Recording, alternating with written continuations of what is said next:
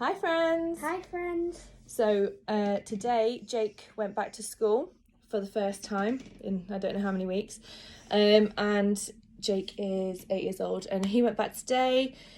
You were very upset about going back to school, weren't you? Yeah. You weren't happy at all. But he seemed to have a very positive day, so I just wanted to check in and give you an update from Jake about how he felt his first day went back to school. So hopefully if your children are going back to school and are feeling upset and anxious, or you're not sure about whether to send your children back to school, hopefully this can give you a little bit of peace of mind and sort of encourage other children really that aren't sure. So Jake, how was your day at school? Good. I got to play with my friends on the field and stuff, and it was better than I thought it was going to be. Yeah, you were very, very frightened this morning, weren't you? You weren't very happy at all. So talk us through your day. What was it like in your classroom? It was a bit weird, but good at the same time because there was lots of boys in the classroom. Yeah, so Jake's is the same as James's. If you saw my video with James yesterday, stop rocking, please. So there is only 6 children to a class per day. And so again, they only get taught once a week. So Jake's class was completely a class for the boys today, wasn't it? So all of his friends were in, which the teachers have tried to accommodate as well. So when you say that your child is going to go in, they do try and make sure that they're in friendship groups. So it was all of your friends. You had 5 of your friends in today, didn't you? And you're all allowed to run around on the field. You just couldn't touch each other. So how did you adapt your playtime games to adhere to the new COVID rules of 2 metre distance? So because we play tip as a new thing, so which is like TIG. I don't know why they call it tip, but it's TIG. Carry on, sorry. So you know tip. So because we can't touch each other when we're playing tip, we made a new game called pause tip. So we have to go 2 meters to each other, and then the person who's it has to say pause, and the other people who are on it have an unpause button, stay unpaused, the people who have been paused, and at the end, the pauser will pause everybody, and then the pauser wins, and then the pauser gets to choose another person to play.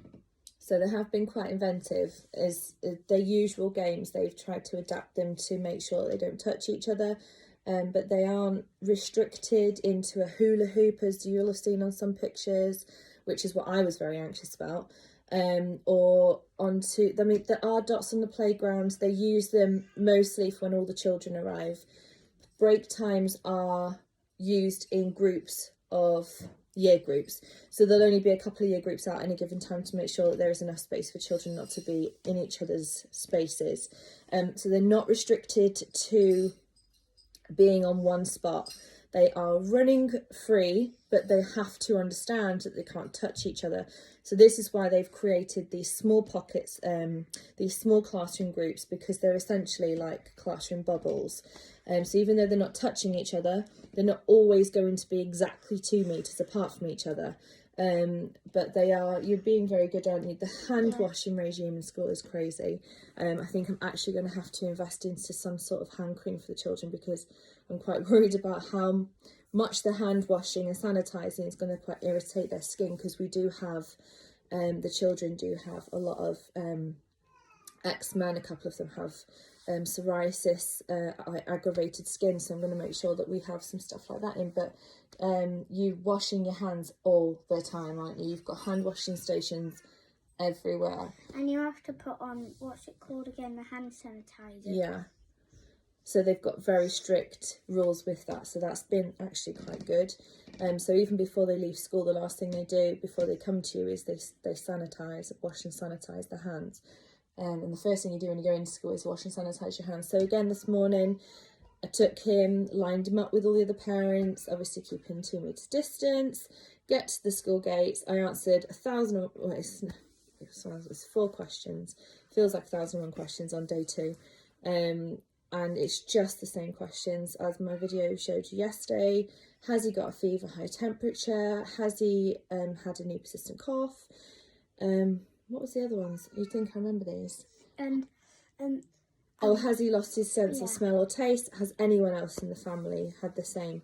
You'd think after answering that for day 2 I'd remember, but never mind. Then they go through, wash their hands, they go find their... Are you on yellow circles?